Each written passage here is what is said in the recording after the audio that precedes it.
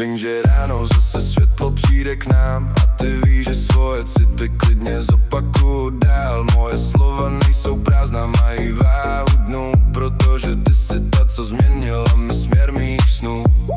Ty jsi ta, co rozsvítila temný kout, s tebou dává všechno kolem větší smysl a proud. S tebou můžu dýchat, smát se, klidně snít, a po cestě životem už nechci nikdy sám jít. Nemyslím na zítře, když tě vedle mám. Žiju tady teď a všechno ostatní nechám stranou sám. Verunko moje, víš to dávno už, do tvýho srdce jsem se zamiloval bez výmluv. I když někdy sám jsem na tebe vzpomínám, na ten první okamžik, kdy jsem tě poznal.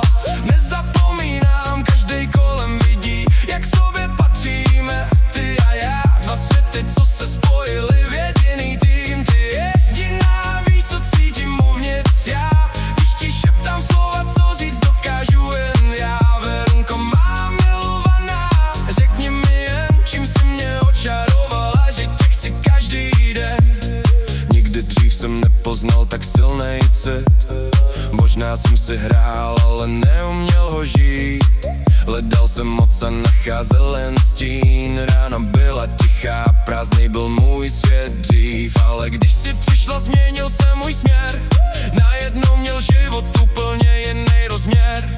Každej den s tebou má větší význam a bez tebe si budoucnost už nepředstavuju sám. Teď vím jistě, kam mě vede můj krok. Jsi světlo, co mě drží pevně celý rok. Verunko, věř mi, říkám to zas, jen pro tebe tady jsem, dnes si zas. I když někdy sám jsem na tebe vzpomínám, na ten